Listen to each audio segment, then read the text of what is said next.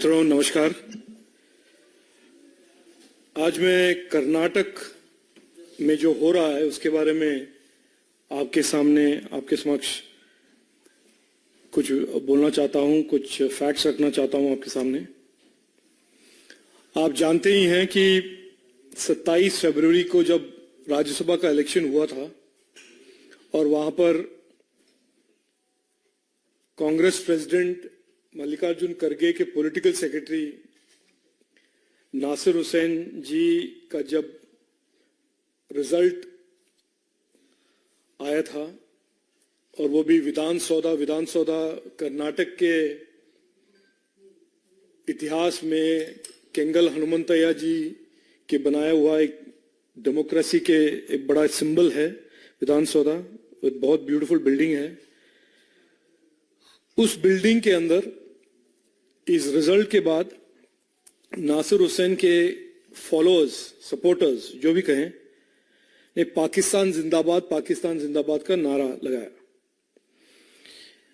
ये रिकॉर्डेड था, टीवी पे आए, वीडियो क्लिप्स हुए और जब जर्नलिस्ट वहां पे जो मौजूद थे, जर्नलिस्ट ने नासिर हुसैन को चैलेंज किया और पूछा कि ये कैसे हो रहा है, ये क्या कह रहे हैं लोग।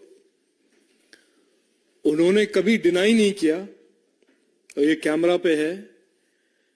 ही जस्ट सेड, उन्होंने कहा है अरे छोड़ो, वो भी कैमरा पर रिकॉर्डेड है। और उसके बाद जब इसका एक तरह से प्रतिक्रिया हुआ, हमने जब प्रोटेस्ट, काफी सारे लोगों ने सोशल मीडिया पर, हमारे पार्टी के नेतागण इंक्लूडिंग फॉर्मर होम मिनिस्टर अर्घ ज्ञानेंद्र, जब उन्होंने प्रोटेस्ट किया, कांग्रेस ने एक बहुत कोऑर्डिनेटेड स्ट्रैटेजी चलाया कि ये गलत है, पाकिस्तान जिंदाबाद नहीं कहा गया था, ये नासिर हुसैन जिंदाबाद कहा गया था। और मेरे जैसे जो कर्नाटक से आते हैं, जो क्योंकि मैंने इसके बारे में प्रोटेस्ट किया, काफी सारे लोग इंक्लूडिंग खड़गे साहब बेटा और वहां के अलग अलग मंत्रीगण ने ट्रोल करने की कोशिश की।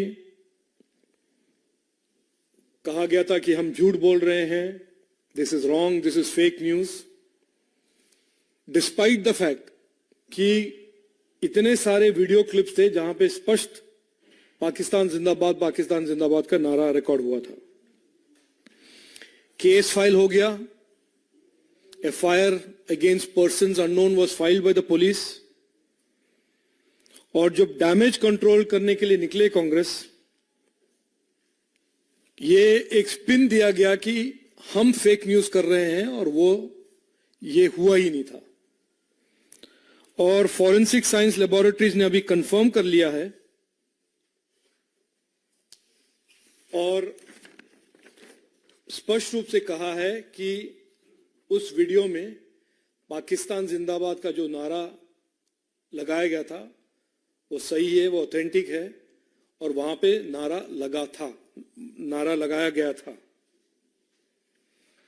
इसको मैं आज क्यों रिपीट कर रहा हूं? एक तो इनका जो डिनायल का मानसिकता है, जब वो एक्सपोज होते हैं, उनके तुष्टीकरण की राजनीति, उनके डेस्परेट अपीजमेंट पॉलिटिक्स, जब उनके ही नेता राहुल गांधी जी जोड़ो यात्रा तोड़ो यात्रा करके घूम रहे हैं देश में और उनके ही पार्टी के प्रेसिडेंट के पॉलिटिकल सेक्रेटरी के फॉलोअर्स पाकिस्तान जिंदाबाद कहते हैं।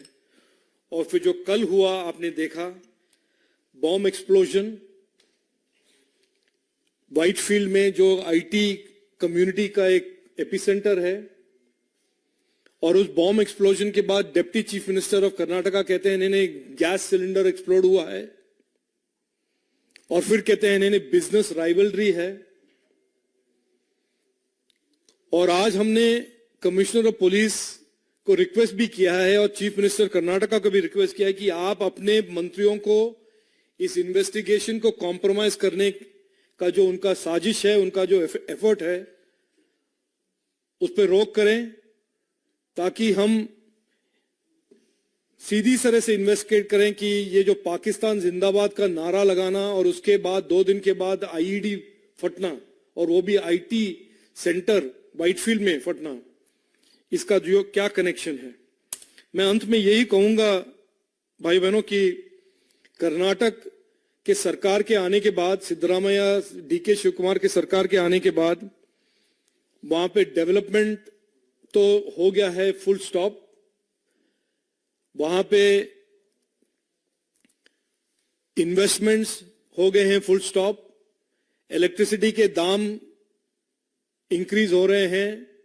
पानी, पहली बार इतने सारे सालों के बाद बेंगलोर में पानी नहीं मिल रहा है और पानी का शॉर्टेज हो रहा है बेंगलोर में। करप्शन का फुल एक्सेलरेशन और स्पीड हो रहा है, जैसे आपने देखा कॉन्ट्रैक्टर्स के घर से कितने पैसे मिले हैं। और अपीजमेंट का राजनीति भी फुल स्पीड में चल रहा है। तो यही मुझे कहना था आज कि एक तरह से एक्सपोज हो गया है कर्नाटक की सरकार, उनके तुष्टीकरण के राजनीति और उसका जो दाम भुगतते हैं हमारे इनोसेंट सिटीजन्स।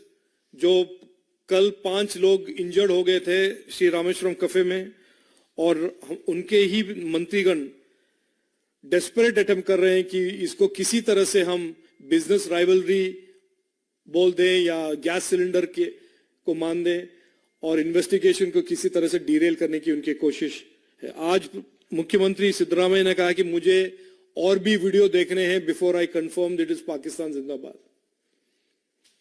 वो कभी नहीं मानेंगे, क्योंकि हम सबको मालूम है को ये फैक्ट्स जो है उनके सामने वो डिनाई करते रहेंगे और किसी भी हद तक उनका तुष्टीकरण का राजनीति चलता रहेगा। थैंक यू जी। मेरा निवेदन है इसी विषय पर कुछ बात प्रत्युष कंड जी भी रखें। थैंक यू संजय भाई। Honourable union minister Rajiv sir ने जो बात रखी, बस मुझे 1-2 पॉइंट उसमें खाली ऐड करना है कि ये क्रोनोलॉजी थी। आप देखेंगे कि जिस तरह से बीके हरिप्रसाद जी बोलते हैं कि पाकिस्तान जो है उसको बीजेपी हेट करती है, हम लोग से तो कोई प्रॉब्लम नहीं है। उसके बाद ये बॉम्ब ब्लास्ट होता है। चीफ मिनिस्टर बोलते हैं कि नहीं बॉम्ब ब्लास्ट, कौन सा बॉम्ब ब्लास्ट है, ये कुछ भी नहीं है, बीजेपी पॉलिटिसाइज कर रही है इसको। तो आप क्या मैसेज दे रहे हैं स्टेट पुलिस को? आप स्टेट पुलिस को ये मैसेज दे रहे हैं कि जो टॉप बॉस है वही नहीं मान रहा है कि ये बॉम्ब ब्लास्ट है। इस तरह की चीजें जो हैं वो बहुत ज्यादा हार्म करती है सब। और दूसरी जो सबसे बड़ी जो बात देखने को मिली है इस पूरे उसमें कि पूरे कर्नाटक में कांग्रेस का रवैया यही रहा है। चाहे वो पिछले टर्म में वो फ्लैग ले आए, इस बार टेंपल पे टैक्स कर दिया उन लोगों ने। टेंपल टैक्स, फ्लैग, आप अपीजमेंट पॉलिटिक्स की कहीं ना कहीं तो अंत होती है ना। आप उसको अंत ही नहीं रखोगे, उसको आप उसको बढ़ाते चले जाओगे तो कब तक चलेगा वो? इन सारे चीजों को जो देखा गया है, जो एक्सपोज हो रहे हैं, आज जो रिपोर्ट आया है, जो सर ने दिखाया अभी रिपोर्ट, वो रिपोर्ट क्लियरली एक्सपोज करता है कि अब कुछ डाउट नहीं बचता है इसके अंदर में। वो एक क्लियर कट वो है, सलमान खुर्शीद, मणिशंकर अय्यर, ये सारे विदेश जाते हैं और पाकिस्तान से हेल्प मांग के आते हैं। आप हिंदुस्तान के हर कोना में, बोध गया हो, पुणे हो, बॉम्बे हो, दिल्ली हो, सब जगह ब्लास्ट होता है। क्यों होता है? कांग्रेस के रिज्म में। हमारे prime minister Narendra Modi 0 tolerance लेके चलते हैं टेररिज्म के लिए, और ये फुल सपोर्ट देते हैं टेररिज्म को। और आज इस रिपोर्ट की सिफर रिपोर्ट के बाद कुछ डाउट नहीं बचता है, जैसा सर ने बताया हम लोगों को। तो ये क्लियर है, बस इसी बात को खाली मुझे ऐड करनी थी। आप माननीय राजीव चंद्रशेखर जी से प्रश्न कर सकते हैं।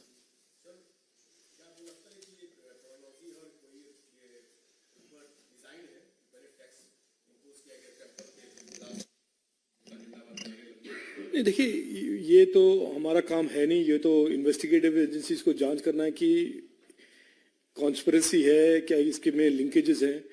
लेकिन एक चीज तो बड़ा स्पष्ट है और बड़ा साफ है कि कर्नाटक में कांग्रेस सरकार के आने के बाद वहां पे एक वातावरण बन गया है इस तुष्टीकरण के कारण कि लोग सोचते हैं कि वो अबाउ द लॉ हैं, वो कुछ भी कर सकते हैं। देखिए, पाकिस्तान जिंदाबाद विधानसभा में बोलना इज अगेंस्ट द लॉ, और इसमें उनको इतना हिम्मत होना कि वो विधानसभा में जाकर पाकिस्तान जिंदाबाद कहेंगे, ये तो कोई और सरकार बर्दाश्त नहीं करेगा, बल्कि कांग्रेस की सरकार। तो एक वातावरण बन गया है, एक एटमॉस्फेयर क्रिएट हुआ है। और यही हुआ था सिद्धरामैया के प्रीवियस टर्म में भी, जब वो केसेस विड्रॉ करते थे एसडीपीआई और पीएफआई के, ये एक पैटर्न है, ये कोई एबरेशन नहीं है, ये कोई exception to the general rule नहीं है, यही उनका जनरल अप्रोच है। तो मेरा आज मैं टिप्पणी नहीं करूंगा कि इसमें दो कनेक्शन है कि नहीं है, लेकिन इसमें कोई दो राय नहीं है कि अंडर कांग्रेस कर्नाटका में एक एटमॉस्फेयर बन गया है जहां पर जो लोग इलीगल काम करते हैं उनके लिए कोई लॉ या लीगल अकाउंटेबिलिटी नहीं होगा, एक ऐसा वातावरण इन्होंने खड़ा करके रखा है। देखिए, अगर deputy chief minister bomb blast के आधा घंटे के बाद, वो कहा एनआईए के ऑफिशियल हैं वो तो जेल जाने वाले आदमी है, डिप्टी चीफ मिनिस्टर कहते हैं कि नहीं ये बिजनेस राइवलरी है, इनको कहां से आ गया इंफॉर्मेशन? ये कवर अप का जो अटेम्प्ट है ये साफ साबित करता है कि या तो दीज आर कनेक्टेड, ये मैं कोई कंफर्मेशन करूंगा नहीं, लेकिन एक चीज स्पष्ट है that there is an atmosphere that is being created in Karnataka that is helping, encouraging anti-national criminal elements. Times now. Mohit, third. Sir, while we saw that how just after the blast, and as you have mentioned, the Congress leaders came out and they said that it could be a cylinder blast, but now it has been confirmed it's an IED blast. When the BJP is raising questions to the Congress party, they are saying the opposition should not do politics on this. Instead of answering that what has happened, why it has happened, going into details, they are accusing BJP of Mohit, politics. I want to answer this question. There is a history with the Congress when they are confronted with a crime. और ये कोई अभी नहीं शुरू हुआ है। जब 2G scam हुआ था, बक्से से निकल के कपिल सिब्बल ने कहा जीरो लॉस हुआ है। यहां पे बॉम्ब फटता है, आईईडी फटता है और डिप्टी शिव कुमार बॉक्स से निकल के कहते हैं नहीं गैस सिलेंडर है, और उसके बाद गैस सिलेंडर नहीं बिजनेस राइवलरी है। पुलिस वहां पे इन्वेस्टिगेशन कर रहा है, एनआईए को इन्वेस्टिगेशन करना चाहिए, और इन्वेस्टिगेशन करने से पहले deputy chief minister of the state कहते हैं कि नहीं ये बिजनेस राइवलरी है। ये तो प्री जजिंग हो गया ना। ये तो कपिल सिब्बल ने जो जीरो लॉस कहा था 2G स्कैम, ये तो टेररिज्म के कॉन्टेक्स्ट में प्री जजिंग हो गया। ये तो आप दबाव डाल रहे हैं पुलिस में कि इसको किसी तरह से टेररिज्म ना बुलाएं, इसको आईडी ना कहे, इसको कुछ और कहे और कारपेट के अंदर घसीट दे। तो बीजेपी का वहां पर एक मॉरल रिस्पॉन्सिबिलिटी है कि हम प्रश्न पूछे कि ये कैसे हुआ, क्यों हुआ। जब हम कहते हैं कि पाकिस्तान जिंदाबाद क्यों कह रहे हैं, वो कहते हैं नहीं पाकिस्तान जिंदाबाद नहीं कहा। फिर फॉरेंसिक लैब कहते हैं नहीं कहा। बीके हरिप्रसाद जैसे प्रत्युष ने कहा, काउंसिल में कहते हैं ओपनली कि हमारा दुश्मनी पाकिस्तान से नहीं है, हमारा दुश्मनी बीजेपी से है। तो ये एक माहौल बन रहा है वहां पे, बहुत डेंजरस माहौल बन रहा है, और ये इसलिए हमारे लिए सब इंपॉर्टेंट है क्योंकि बेंगलोर कोई आम शहर नहीं है। हमारे डिजिटल इकोनॉमी, हमारे इनोवेशन इकोनॉमी, हमारे टेक्नोलॉजी की दुनिया में बेंगलोर बहुत ही एक इंपॉर्टेंट सिटी है, और व्हाइटफील्ड में टेक्नोलॉजी के दुनिया के काफी सारे लोग रहते हैं। और मैं अगर कोई रिस्पॉन्सिबल चीफ मिनिस्टर होता, responsible chief minister, deputy chief minister, मैं कहता कि हम पूरे जन मन धन सन पूरे लगा कर देखेंगे कि इसने किसने किया, ना कि नहीं सिलेंडर फट गया है, नहीं बिजनेस राइवलरी है। ये इनका इंस्टिंक्ट है टू कवर अप क्राइम।